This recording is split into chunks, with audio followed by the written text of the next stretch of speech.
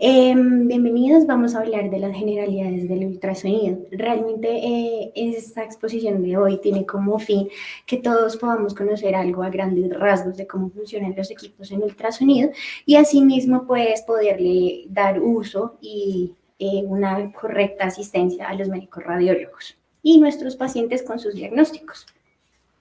Vamos a hablar el contenido, primero vamos a hablar de la definición general, de los principios físicos, de cómo funcionan los equipos, la imagen de ecografía, cómo se genera, los ecógrafos y cada una de sus partes, cómo funcionan los ecógrafos, los transductores, los beneficios que tiene como tal el ultrasonido como es diagnóstico y los principales estudios y cómo es su preparación. Vamos a hablar del ultrasonido funcional y del ultrasonido como guía de intervencionismo.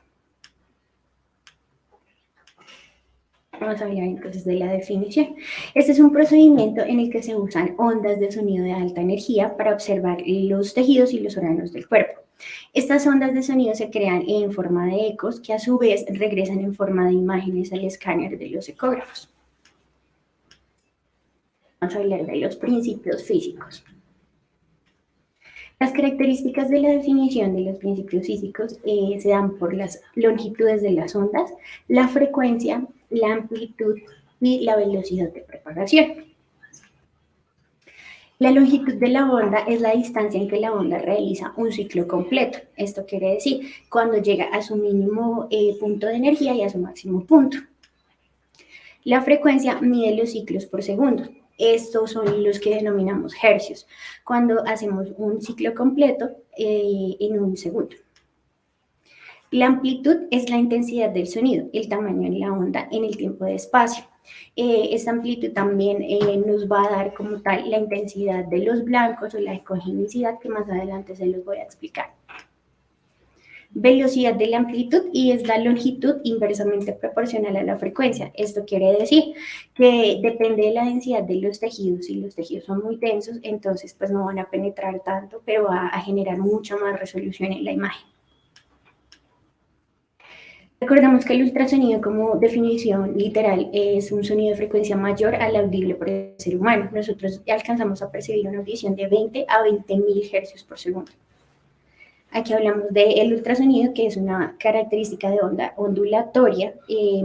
La frecuencia que estamos mostrando ahí es de 2.5 a 15 MHz por segundo. Esto habla, como les decía, de la longitud de la onda, que la podemos ver acá. Este es un ciclo completo, alcanza su mínimo punto y su máximo punto. En un segundo, aquí tenemos dos ciclos. Tiene las dos ondas y aquí está la amplitud.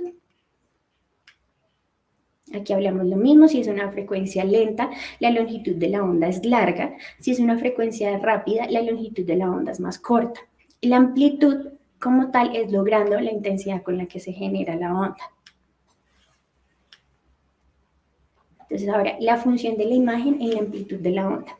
Cuando en los tejidos hay líquido, grasa, los órganos, músculos, los aires y el hueso va cambiando su ecogenicidad, o sea, el tono de los grises en el que lo ven por medio de los ecógrafos, los radiólogos. Hablamos de cuando es anecoico, cuando hay una presencia de líquido y se ve negro, y va disminuyendo su intensidad hasta el aire hueso, que empieza a generar ya imágenes de color blanco el aire. Entonces, por eso más adelante voy a ver lo de los artificios. Lo que les nombraba, a mayor frecuencia, menor penetración en los tejidos, pero mayor definición. Cuando hay una frecuencia mayor a 5, la penetración es menor de 5 centímetros. La calidad de la imagen es alta y las estructuras que podemos evidenciar son vasos, músculos, piel. Cuando la frecuencia es baja, que va menor a 5 centímetros de penetración, se pueden observar imágenes en tórax y abdomen. Bueno, todos en realidad en la vida, el transcurso de la vida nos hemos hecho un ultrasonido, sabemos que siempre nos aplican un gel para realizar el examen. Entonces vamos a hablar de la función y la importancia del gel en el ultrasonido. Entonces, dada la resistencia acústica que presenta el aire y otros gases, las ondas no conducirían directamente a los tejidos, por eso es importante utilizar el gel conductor, que este gel se adhiere a la piel y permanece ahí hasta la finalización de su examen. Estas características de este gel es de un color claro, es espeso, generalmente estos geles son inoloros y no generan manchas en la ropa ni en la piel.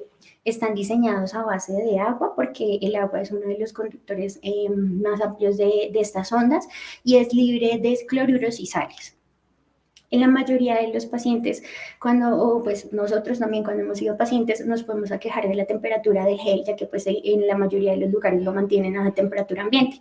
Aquí en la Fundación Santa Fe contamos con calentadores especiales para estos frascos de gel, así dándole como un mayor confort al paciente durante sus exámenes. Es importante también para que el paciente se sienta cómodo durante la toma y pues sea más práctico también para el médico. Entonces, este es el gel que utilizamos y los calentadores que usamos en la fundación. Vamos a hablar ahora de la imagen ecográfica. Como pueden ver, así se evidencian los ecógrafos y sus partes. Entonces, tenemos una pantalla que es donde va a ir reflejada la imagen directamente. El botón de encendido, en donde pues obviamente iniciamos como todo el sistema del equipo. El trackball o el cursor del equipo. Los botones que están en el tablero de mando, cada uno da una indicación especial para el examen, ya sea iniciar Doppler, ampliar o disminuir la imagen o la escala de los grises, aumentar las señales. Estos son los transductores y los puntos de conexión para el transductor. ¿Cómo funciona? Entonces, se producen las ondas y se detectan por medio de los transductores. Cuando estos llegan al transductor, estas ondas se generan señales eléctricas que son enviadas al escáner del ultrasonido, utilizando la velocidad del sonido y el tiempo de regreso de cada eco. De ahí es que se genera la palabra ecografía.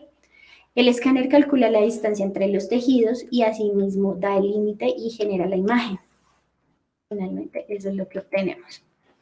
Aquí podemos ver, el transductor es el emisor y el receptor. Tiene sus dos papeles. Emite por medio de sus cristales piezoeléctricos unas señales de onda que van a ser reflejadas hacia un objeto.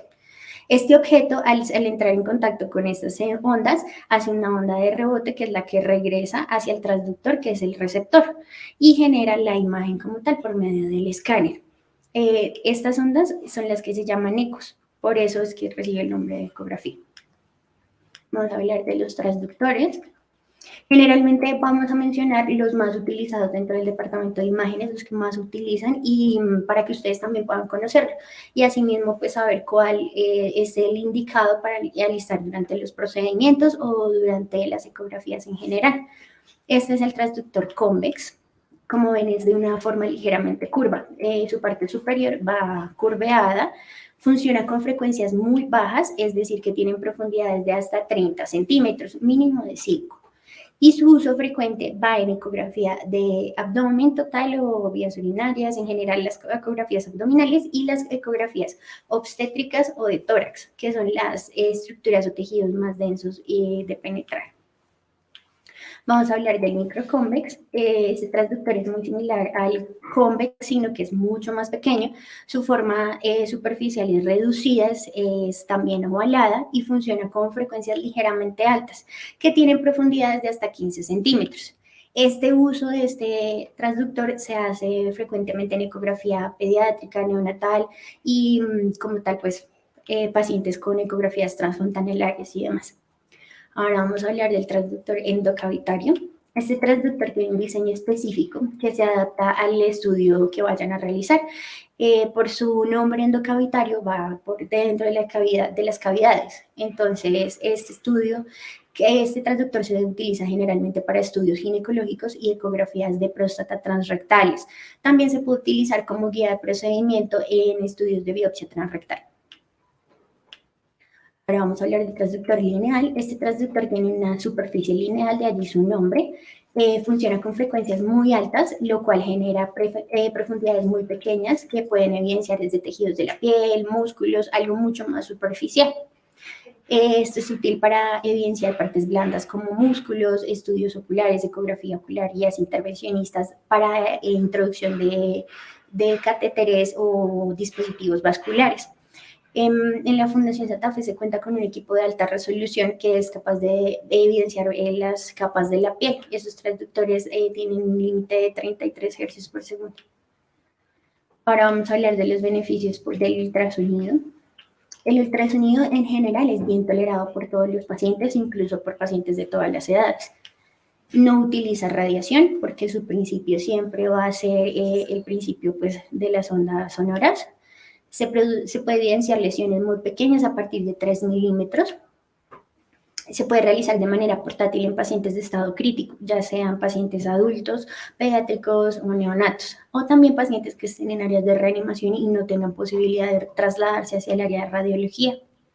Es excelente método diagnóstico para el seguimiento de diferentes patologías. En su mayoría, estos estudios son de bajo costo, entonces digamos que para las autorizaciones y demás es un poco más fácil. Vamos a ver para qué se utiliza.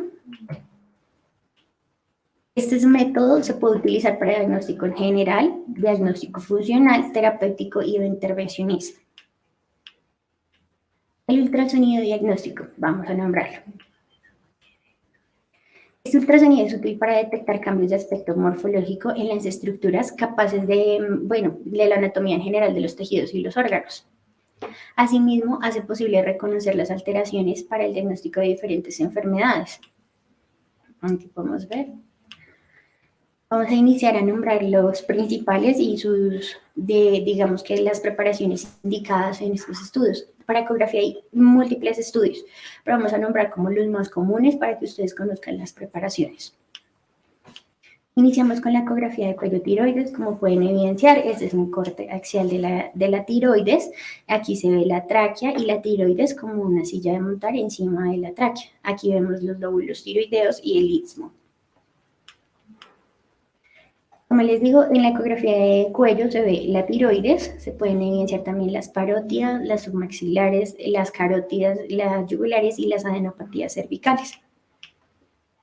Para este estudio es importante retirar los accesorios del cuello, en lo posible brindarle un gorro al paciente o a la paciente si tiene el cabello abundante, pues para que sea más cómoda su realización y no tenga como ensuciar su cabello. Colocar el paciente, siempre le debemos colocar como se ve en la imagen, en hiperextensión para poder visualizar bien la estructura anatómica. Las alteraciones que pueden encontrar en la ecografía de cuello tiroides son alteraciones en la glándula como tal, en su tamaño, en su ecogenicidad, o los nódulos de la tiroides, ganglios o el bocio multinodular que generalmente es benigno pero requiere control. Ahora vamos a hablar del mapeo de ganglios cervicales. Esto es una ecografía de cuello, pero tiene una adicional. El radiólogo realiza un mapa físico donde ubica mediante dibujos los hallazgos.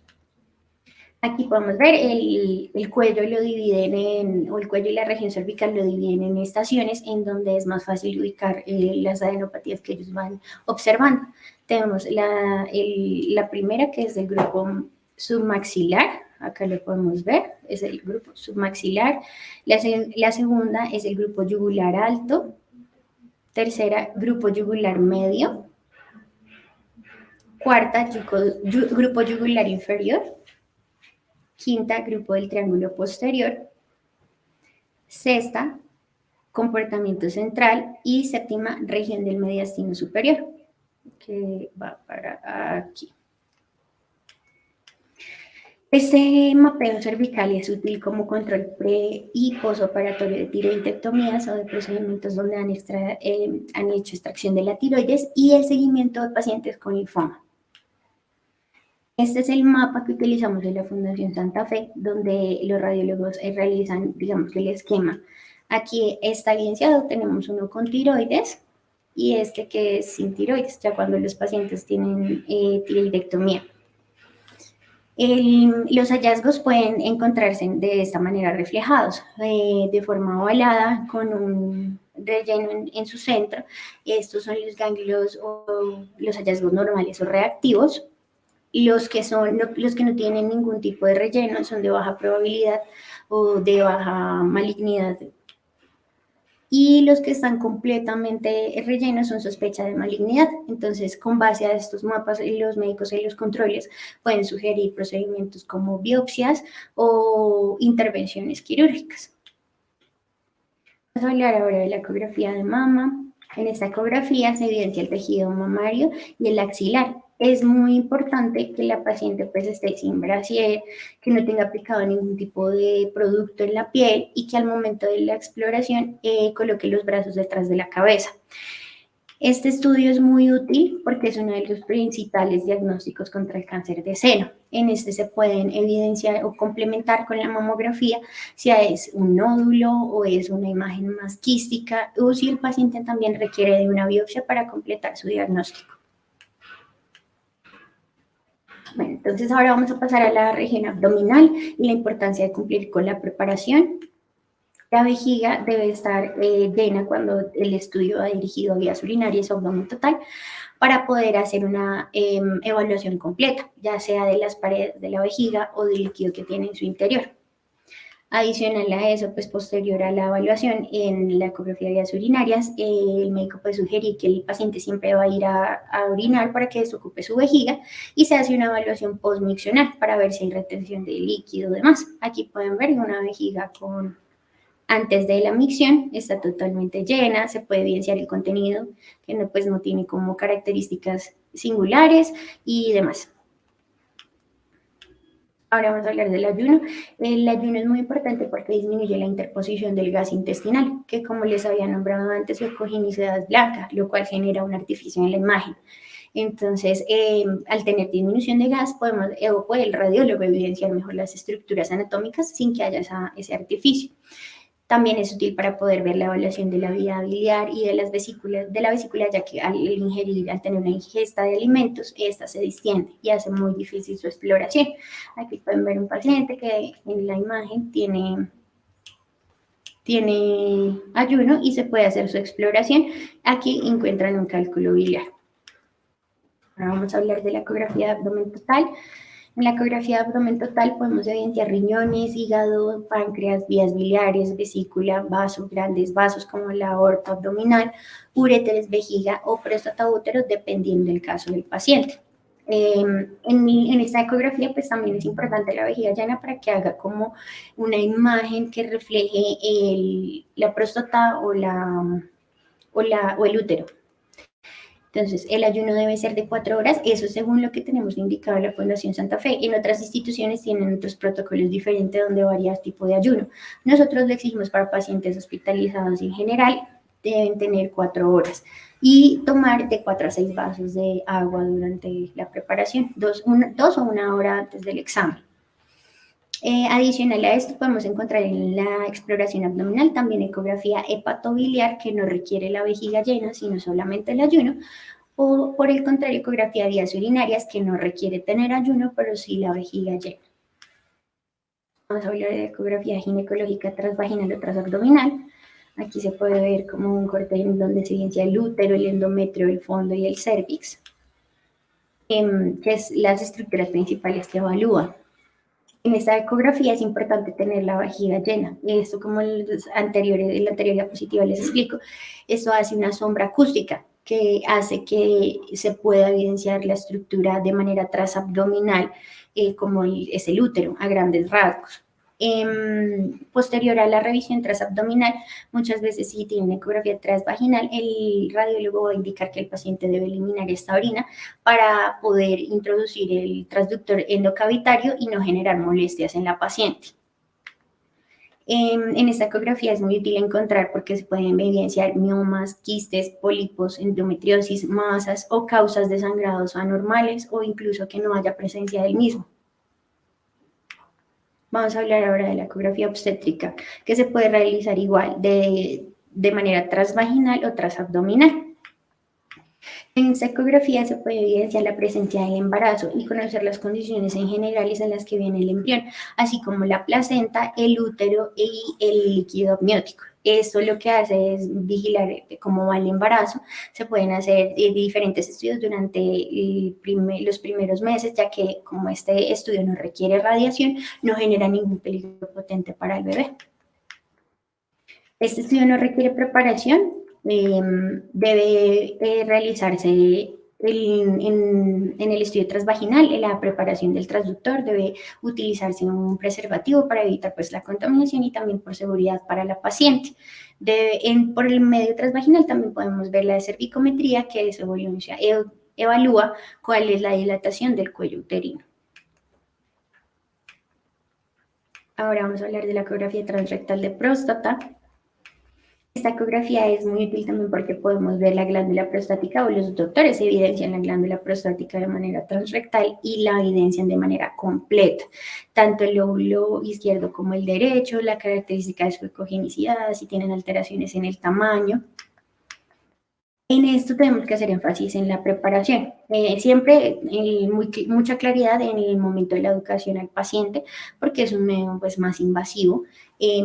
El transductor va a ir de manera transrectal, entonces el paciente debe venir con una dieta líquida el día del examen o el día anterior al examen. Antes del examen, la primera noche, se debe administrar un enema, y 2 horas antes de la ecografía el segundo enema. En total son 2 enemas para evacuar todo el contenido del intestino y hacer pues la exploración. El paciente debe permanecer en posición fetal, es una posición incómoda, pero igual pues siempre realizar el acompañamiento, la protección del transductor y generar una lidocaína en jalea para pues, así hacerlo un poco más fácil y no tan doloroso para el paciente. Ahora vamos a hablar de la ecografía testicular o el Doppler testicular. En esta ecografía se evidencian los testículos, el epididimo y el escroto. La preparación incluye, o en lo posible, explicarle a los pacientes que deban disminuir el vello de esta zona para hacer más fácil la exploración. Estos estudios son muy útiles para descartar la torsión testicular, que generalmente se presentan pacientes pediátricos, donde por un golpe, un trauma, a veces generan estas torsiones y es una urgencia médica, debe intervenirse de inmediato para evitar pues, que el paciente vaya a perder su testículo. También se evidencia el varicocele, que es como tal la dilatación de las venas de los testículos. Vamos a hablar de la ecografía de los tejidos blandos. En esta estructura se evidencian capas de la piel y los planos musculares. Estas ecografías se hacen de alta resolución, no requieren preparación, entonces no hay necesidad, si la ecografía es de pared abdominal, enviarle ayuno al paciente. También es útil para ver hernias en la pared abdominal, los lipomas, los forúnculos, o digamos caracterizar si el paciente viene con que una molestia o refiere que ha sentido bultos en alguna parte del cuerpo. Mediante la ecografía se puede identificar. Vamos a hablar de la ecografía articular. Esta ecografía no requiere ningún tipo de preparación. Se evidencian estructuras como músculos, cartílagos, tendones, huesos y posibles lesiones de las mismas. Esta es útil también para los pacientes pediátricos porque se puede evaluar la displasia de los pacientes lactantes cuando han tenido trauma en el nacimiento, o esguinces, líquidos libres o señales que indiquen inflamación en cualquier tipo de articulación. Hay ecografías que muestran también el progreso de las enfermedades como las artritis, reumatoides, y se debe hacer pues la exploración de cada articulación. Ahora vamos a hablar del ultrasonido funcional. El ultrasonido Doppler o Doppler a color es utilizado para medir el flujo sanguíneo de los vasos corporales o las venas y arterias. También hacen otro estudio funcional que es la elastografía, y es muy común ver la hepática, que mide la resistencia o la rigidez relativa de los tejidos. Esta ecografía como tal es muy útil para ver si el paciente tiene un alto grado de cirrosis o que el hígado se ponga muy fibrótico. Entonces, la ecografía Doppler de carótidas o cuello y la de extremidades, ya sean miembros superiores o inferiores, no requiere ayuno ni ninguna preparación. Cuando los pacientes están hospitalizados, hasta el momento de solicitarlos o asignarles citas, siempre se debe pues, pedir que ya vengan cambiados o por su comodidad sin pantalón o camisa, dependiendo de dónde sea la ecografía. Los Doppler en cavidad abdominal, por el contrario, y la elastografía hepática y Doppler, como aorta de arterias renales, mesentéricas, esplenoportales, vena cava, riñones trasplantados, deben tener ayuno mínimo de 6 horas. Y recomendarle al paciente pues no consumir lácteos o alimentos que distiendan el colon y pues aumenten la interposición del gas intestinal o alteren los flujos en el estudio. Aquí podemos ver. Ahora vamos para la ecografía de pene con inyección farmacológica. Este estudio lo hacemos aquí en la Fundación Santa Fe para pacientes que tienen disfunción eréctil y ver si de alguna manera dentro de los vasos sanguíneos hay algún escape que pueda hacer que les genere este tipo de síntomas. Las estructuras que pueden evidenciarse son cuerpos cavernosos, cuerpos esponjosos y vasos sanguíneos del pene. Es importante también recordar que no solamente se realiza con inyección farmacológica, también se puede realizar una ecografía completa sin necesidad de realizar inyecciones, pero esta como tal es dinámica porque el radiólogo toma unas imágenes iniciales y luego post erección el radiólogo vuelve a tomar las imágenes para evidenciar si hay algunos escapes venosos que puedan generar pues, los problemas del paciente. En esta ecografía es muy importante que previo a la realización del procedimiento como tal, tenga una entrevista con el radiólogo. En nuestra fundación es el doctor Humberto Rivera, el especialista que realiza este estudio. Debemos también verificar que haya la disponibilidad del Caberjet, que es el medicamento que se utiliza para hacer la inyección farmacológica. Es importante recordar que en estos pacientes, el paciente después del procedimiento debe estar bajo supervisión, se le suministran medios físicos para evitar que tenga un priaprismo y el doctor antes de dar la salida da una evaluación para evitar complicaciones. En estos, como les digo, podemos ver lesiones en los cuerpos cavernosos y también se evalúa la disfunción eréctil. Ahora vamos a hablar del ultrasonido intervencionista. Este ultrasonido lo utilizan para guías en toma de biopsias percutáneas, colocación de dispositivos endovasculares, entre otros. Aquí vemos guía principalmente, pues, colocación de dispositivos endovasculares, catéteres PIC, catéteres centrales. Toma de biopsias percutáneas, ya sea biopsias renales, hepáticas, tiroides, biopsias de seno. Marcaciones con arpón o clip después de una biopsia de seno o también en azul de metileno para los ganglios que van a hacer de cirugía anterior a tiroidectomía. Infiltraciones articulares, cuando también ponen medicación directamente en la articulación para evitar disminuir molestias de dolor y demás en los pacientes. Así es como se protege el transductor durante estos procedimientos. El transductor se protege con una estoquineta que viene previamente esterilizada. Nosotros debemos siempre garantizar que los insumos que se utilizan estén 100% estériles y no vayan a generar ningún tipo de contaminación durante los procedimientos.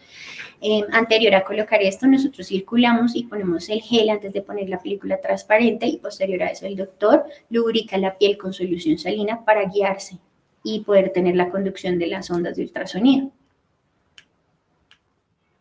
Esta es la clasificación general, como tal de lo que les hablo o les hablé durante esta charla, y vamos a hacer unas observaciones finales.